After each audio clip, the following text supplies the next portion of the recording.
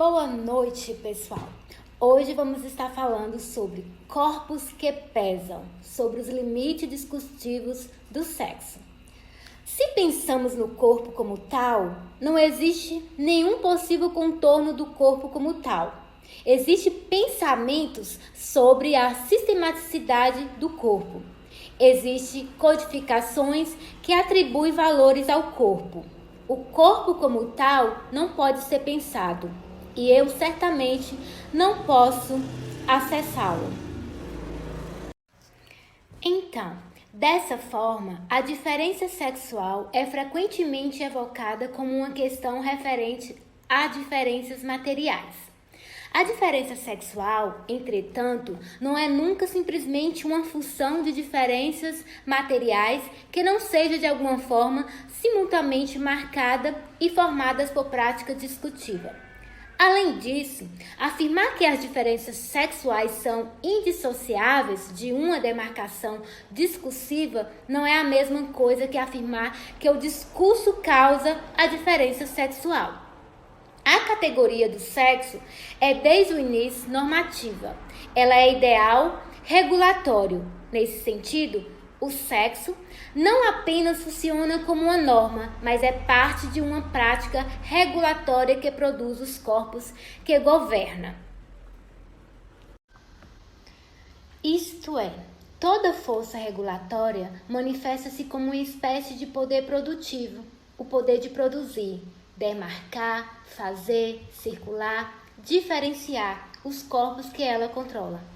O sexo é, pois, não simplesmente aquilo que alguém tem ou uma descrição estática daquilo que alguém é. Ele é uma das normas pelas quais alguém simplesmente se torna viável.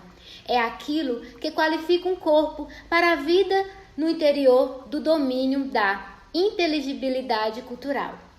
A seguir, minhas colegas vão estar falando sobre os tópicos da construção, materialização e a performatividade como institucionalidade. Dando continuidade aqui ao texto da Judith Butler sobre corpos que pesam os limites discursivos do sexo, eu vou dar continuidade aqui ao texto, uma explicação sobre agora da construção à materialização. A Judith ela traz que essa categoria de sexo ela é desde o início normativa.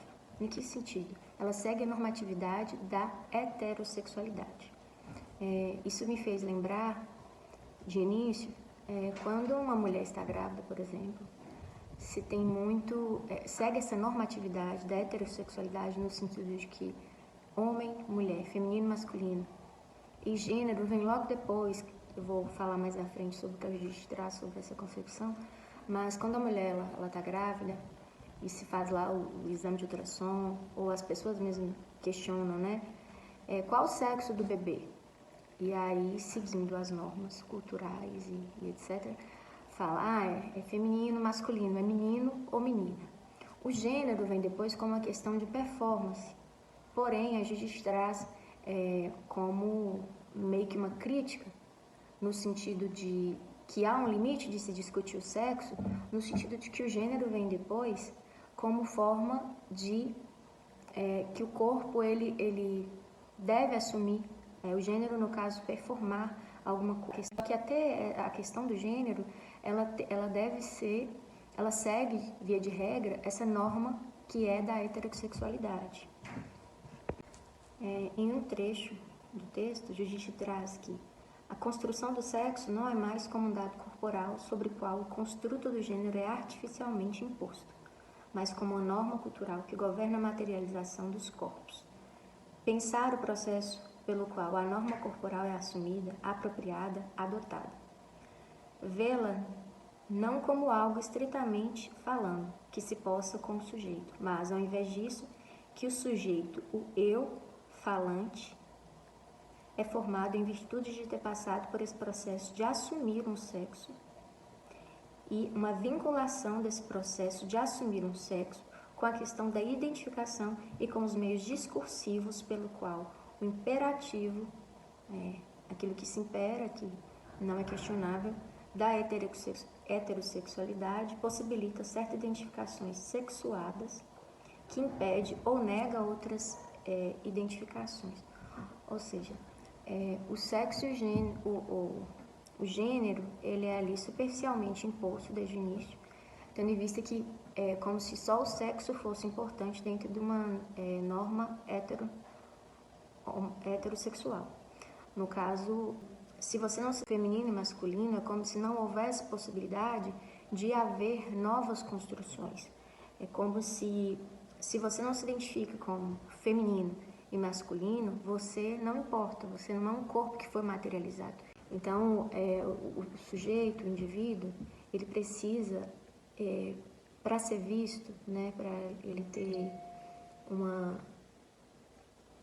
como se diz, um valor na sociedade, ele deve se encaixar nessa questão de feminino ou masculino. Isso meio que fica... Ela traz no texto, ressalta, volta à questão do gênero, porque depois o gênero, ele assume o lugar do sexo. Por isso a questão da materialização do sexo. A Judith, ela traz uma questão sobre a construção social do sexo. Eu vou citar aqui.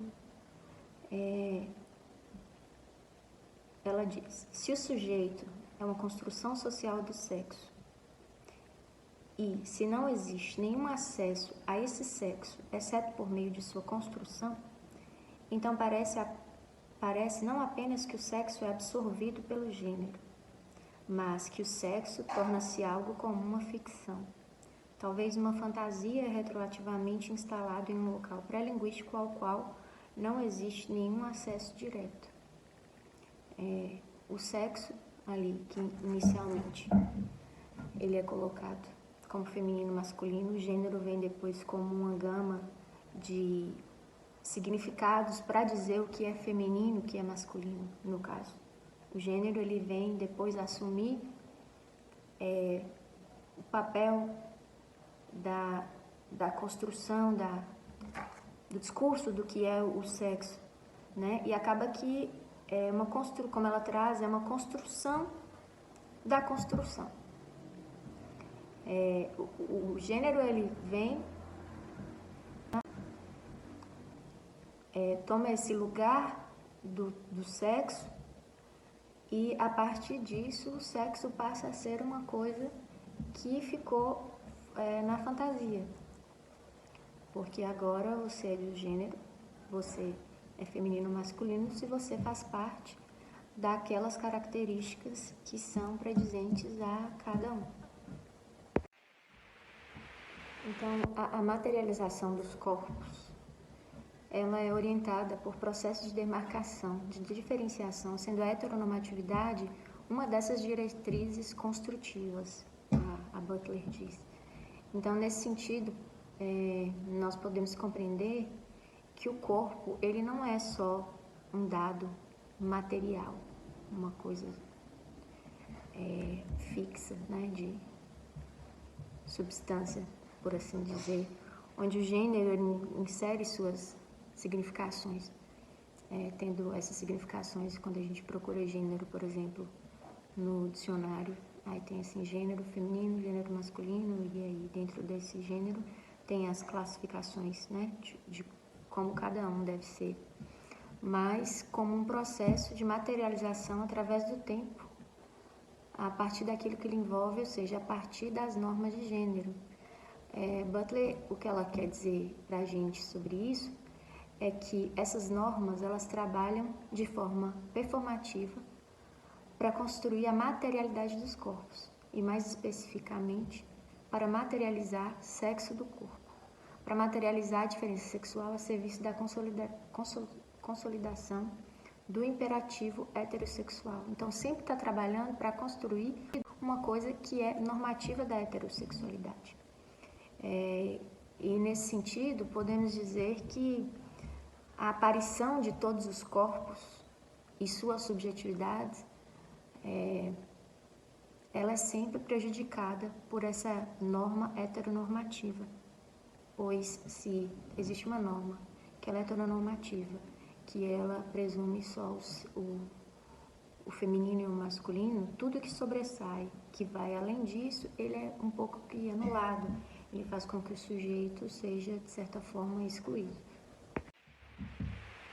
Para finalizar a minha fala e a colega dar continuidade, a Butler traz que entendermos que a norma heterossexual e as performidades de gênero funcionam não apenas como pura ajuda à tradução, mas também, mais incisivamente, como uma modalidade de constrangimento constitutivo. A heterossexualidade compulsória é, ao nosso ver, um código de tradução ou, ainda mais, um constrangimento tradutivo que, apesar de poder se organizar por vários sujeitos, não consegue silenciar seus ruídos inconscientes, fazendo enigma para sujeito em constituição. Então, essa questão do heterossexual e as performidades de gênero, esses são os limites discursivos.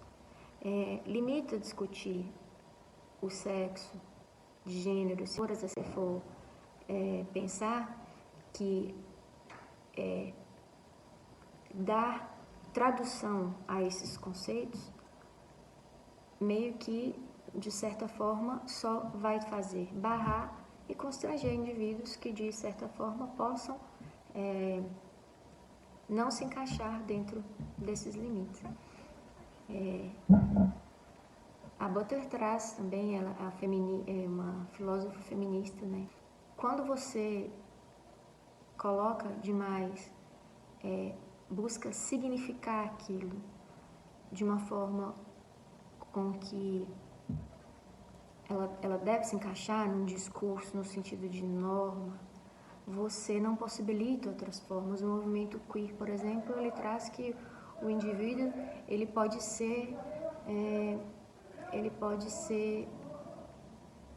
adquirir diversas formas de desejo sexual, ele pode adquirir diversos tipos de sexualidade, ele não precisa de fato se encaixar em um tipo só.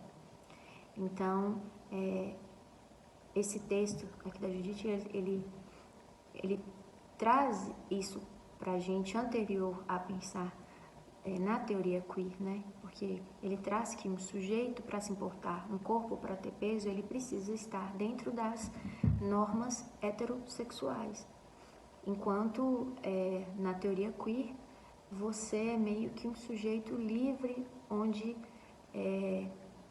você está livre para poder adquirir aquilo que é o seu desejo. O que eu achei muito importante na teoria queer e que eu gostei muito foi justamente essa questão de poder ser livre, de não precisar, de fato, para se encaixar, para ser tido como importante na sociedade, você não precisar se adequar a qualquer que seja uma norma. Não precisa adentrar essa norma heterossexual. A colega agora vai dar continuidade. Vamos falar um pouquinho sobre corpos que pesam, sobre os limites discursivos do texto, da construção à materialização. No texto fica bem claro que o próprio tema, o próprio título já diz, da construção à materialização, que a pessoa se constrói à medida daquilo que é oferecido pela sociedade, A forma generalizada da cultura, do poder, do discurso, do desejo, da hegemonia hétero, muitas vezes, daquele país, daquela cidade, daquele local, formaliza muito o gênero de uma pessoa.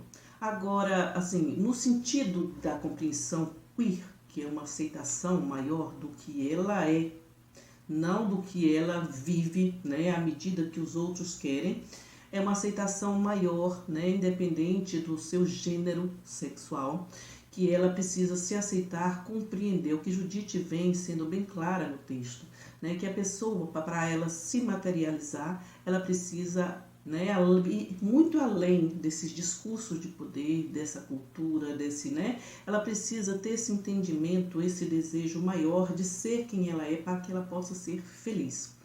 Ela diz o seguinte no texto: o conceito de sexo é, ele próprio, um terreno conflagrado, formado através de uma série de contestações, em torno do qual deve ser um critério decisivo para distinguir entre dois sexos. O conceito de sexo tem uma história que fica ocultada pela figura do lugar ou da superfície de inscrição. Descrito como tal lugar ou superfície, entretanto, natural, é constituído como aquilo que é e também sem valor. Além disso, ele assume seu valor e ao mesmo tempo que assume o seu caráter social, isto é, ao mesmo tempo que renuncia ao natural. Ou seja, ele é o que nós estávamos falando, né? O que eu estava falando. É que ele se assume como tal. Independente do que a cultura, né, o local, a convivência vem oferecer a ele, ele se assume no gênero que ele se identifica, para que ele possa se resolver, viver melhor dentro dos seus deveres, né, dentro dos seus limites, dentro da sua aceitação e da sua convivência com os demais. Cada sociedade, como diz ela em outra parte aqui, cada sociedade tem, né, seus critérios, e uns criticam, outros defendem, né? Como ela diz no texto, existem tanto os defensores quanto os críticos da construção, que constrói essa posição em termos estruturalistas. Eles frequentemente afirmam que existem estruturas que constroem o sujeito, forças impessoais, tais como a cultura, ou o discurso, ou o poder, onde esses termos ocupam o lugar gramatical do sujeito, pois que o humano foi desalojado do seu lugar. Então é isso. Alguns criticam, porque a gente, né, vê isso muito nítido na sociedade, as críticas são abaladas, né? Outros defendem, assim como a Judith, Foucault e entre outros tantos, né? E o poder, o discurso e a cultura, nós sabemos que isso é muito forte dentro né, do crescimento da pessoa como ser, como pessoa, da sua estrutura, da sua materialização, do seu entendimento. Contudo, né, para que esse entendimento, independente do seu gênero, da sua escolha, da sua maneira de vida, do seu viver, para que possa ser feliz, além dessa aceitação, é viver feliz como ela é, né? Como ela se identificou, com o gênero que ela se identificou dentro da sociedade em que ela convive. É preciso que essa aceitação parta da própria pessoa para que ela possa conviver bem com os demais. Então é isso que o texto vem nos trazer, esse entendimento. Boa noite. Eu vou dar continuidade ao tema performatividade como citacionalidade. O texto traz que, segundo Lacan, quando alguém assume o sexo, a gramática da frase cria a expectativa de que existe um alguém, que ao despertar faz uma verificação e decide qual sexo assumir hoje. Uma gramática na qual a assunção é rapidamente assimilada à noção de uma escolha altamente reflexiva. E em sequência, Judith vem falar sobre a performatividade, que ela não é assim, um ato singular, pois ela é sempre uma reiteração de uma norma ou um conjunto de normas. E na medida que ela adquire o status de ato no presente, ela oculta ou dissimula as convenções das quais ela é uma repetição. E Judith, ela vem defender o ato performativo como propriedade da constituição de gênero, e mais tarde do corpo e das normas em geral, sua repetição como forma de alteração, sua citação como deslocamento de contextos nunca originais e a constituição do corpo como sua própria citação. Então, essa citacionalidade que a autora traz é a propriedade do signo de ser retirado do seu contexto original e deslocado para o outro, produzido por isso mesmo significado. E a partir daí, o autor Derrida ele vem argumentar que tais propriedades não são eventuais ou acidentais, mas elas são constituídas dos signos. E por fim, a autora traz que a performatividade não deve ser compreendida como ato singular, como eu disse anteriormente, mas sim como uma prática reiterativa e citacional, pela qual o discurso produz os efeitos que ele nomeia. E aqui encerramos a nossa apresentação. Muito obrigada.